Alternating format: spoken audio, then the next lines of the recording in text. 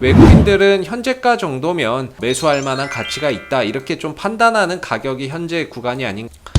안녕하세요. 오늘도 한국조선해양 한번 살펴보겠습니다. 개인적으로 바라보는 관점에서의 오늘의 동향 및 이슈에 대해서 이야기를 한번 해보도록 하겠고요. 오늘은 1.2%의 소폭 하락 흐름으로 마감이 됐네요. 최근 지수 반등에 따라서 한국조선해양의 흐름도 반등 흐름들을 보이다가 어제와 오늘 이틀에 걸친 약간의 좀 숨고르기 흐름들이 나와주고 있는 그런 이제 모습인 것 같습니다. 어느 정도 이제 바닥을 좀 다져가려면 상승도 있고 또 조정도 있으면서 이전 저점을 안 깨지는 게 중요한 거니까요. 상승이 나오고 또 조정이 나오는 건 당연한 건데 이 조정의 흐름에서 이전 저점을 잘 지켜지는지가 앞으로 좀 우리가 유심히 좀 봐야 되는 하나의 포인트가 되겠죠. 최근에 이렇게 주가가 좀 많이 밀려난 부분들에 대한 어떤 주가 하락의 원인이나 이런 부분들에 대해서 이야기를 한다면은 결국에 이제 후판 가격에 대한 인상 부분들이 주가나 이런 부분들에 대한 어떠한 이제 부담 요인으로 좀 작용을 했다라고 보고, 사실 우리가 배를 수주를 한다라고 해서 당장 이 배를 만드는 건 아니거든요. 보통 이제 배 만드는데 적게는 2년에서 많게는 3년 정도를 잡습니다. 그래서 2년 동안에 수주하자마자 배를 만드는 건 아니고요. 일단 설계도 해야 되고요. 설계도 하고 그 다음에 이제 배를 제작을 들어가기 때문에 이제 이 기간 동안에 이제 뭐라고 해야 될까요? 만약에 원재료 가격이 상승하게 되면 그건 고스란히 조선사의 부담입니다. 즉 이전에 한국조선해양이 수주를 따낸 거 있잖아요. 과거에 2020년도라든지 2019년도라든지 이때 따냈던 배를 지금 이제 만약에 제조를 한다 그러면 결국에 이 기간 이때 얼마에 1조 한 1,000억의 배를 수주를 해 왔다라고 치고, 근데 지금 이제 후판 가격이 많이 인상을 해서 원재료 비용이 많이 올라가다 보니까 이 1,000억 가지고는 적자가 나는 거죠. 1,000억으로는 어림도 없는 그런 상황이 돼버린 거예요. 근데 그걸 어쩔 수 없이 이제 한국조선해양이 좀 떠 안아야 되는 그런 이제 상황이 되는 부분이고, 그런 부분들 때문에 이번에 이제 공사 손실 충당금이나 이런 부분들이 2분기 실적에서 반영을 시켜버린 거죠. 그래서 기존에 좀 수주를 따냈던 부분들에서 수익성이 좀 악화되는 부분들, 좀 적자 수주나 이런 부분들, 이게 조금 이제 이 하락에 가장 큰 문제가 좀 되지 않았나라고 생각이 들고, 다만 이제 일단 후판 가격 협상도 마무리가 됐고요. 그 부분에 대한 것도 2분기 실적에 반영을 좀 시켜놨기 때문에 어느 정도는 그 부분에 대한 우려를 충분히 반영하고 있고 악재를 충분히 반영한 현재의 위치가 아닌가라고 생각이 좀 듭니다.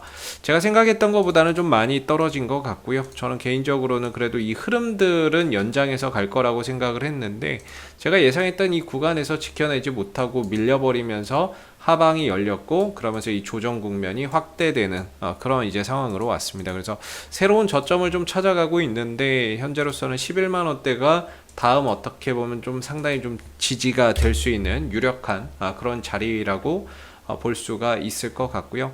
사실 수주 모멘텀이나 이런 것들은 여전히 견조하다라고 볼 수 있겠고, 최근에 신조선가 상승이나 이런 부분들도 긍정적이죠. 거기다 철강석 가격 하락도 긍정적이고요.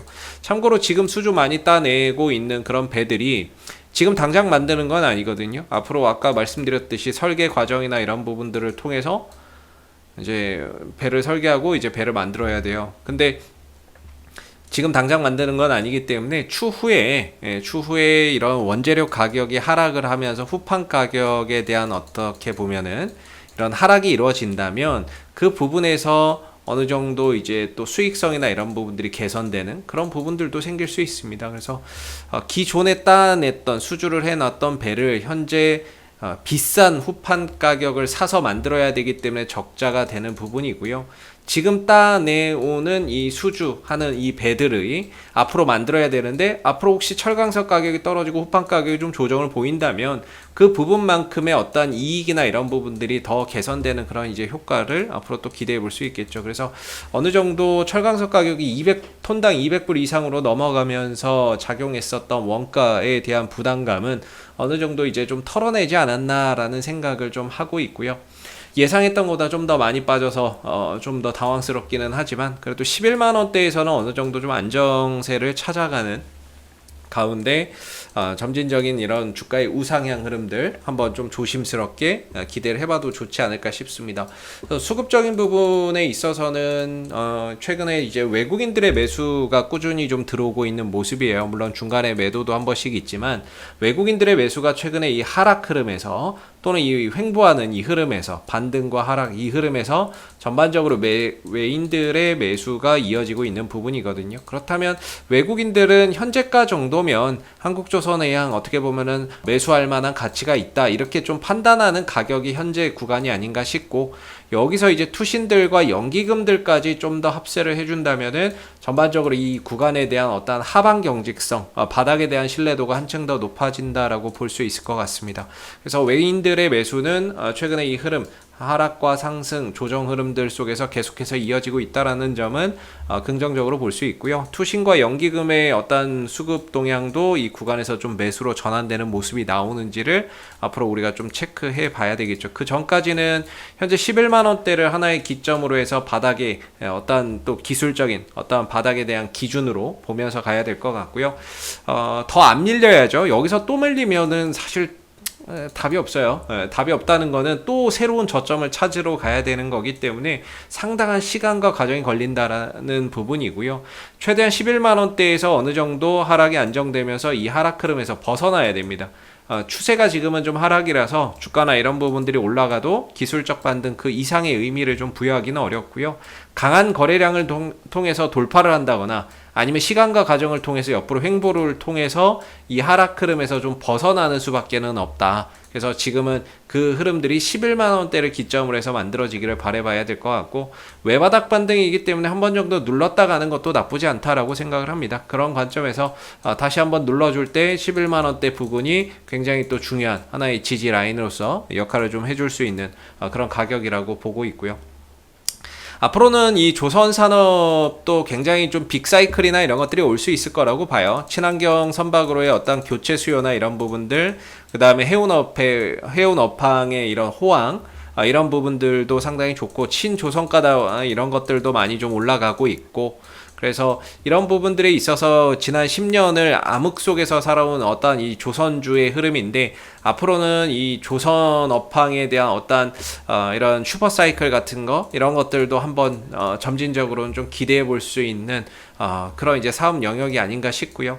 조선주가 그동안 상당히 좀 힘들었어요. 많이 힘들었지만 앞으로는 좀 더 지금보다는 더 좋아지지 않을까라는 생각이 들고, 기술적으로는 좀 시간이 걸릴 것 같습니다. 이런 이제 흐름들이 깨져가지고 시간이 좀 걸릴 것 같은데, 기업의 뭐 수주 실적이나 이런 것들도 올해도 그렇고 내년에도 그렇고 수주 모멘텀이나 이런 것들이 더 확대될 것이다라는 전망들이 상대적으로 많습니다. 그래서 올해 수주도 실적도 좋지만 내년에도 좀 좋을 것으로 예상되기 때문에 그런 관점에서 지금 좀 조정이 깊다 하더라도 다시 또 밑에서 바닥을 만들고 해서 점진적으로 우상향하는 모습들 충분히 가능할 거라고 보고요.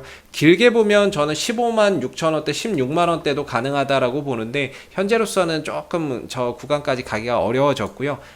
현재로서 단기는 한 12만 원대 초반, 12만 원대 중반 정도가 단기 저항대, 요 안에서 이제 좀 박스권 흐름들이 예상이 됩니다. 이 흐름들 벗어나면 이후에 15만 6천 원대, 16만 원대도 다시 한번 좀 도달할 수 있을 거라고 보고, 현재로서는 아래로는 11만 원, 위로는 12만 원대 초반 정도, 요 정도를 기점으로 해서 작은 하나의 좀 박스권 흐름 속에서 바닥을 잘 다져가는지 이런 부분들을 좀 체크해 보시면 좋을 것 같습니다.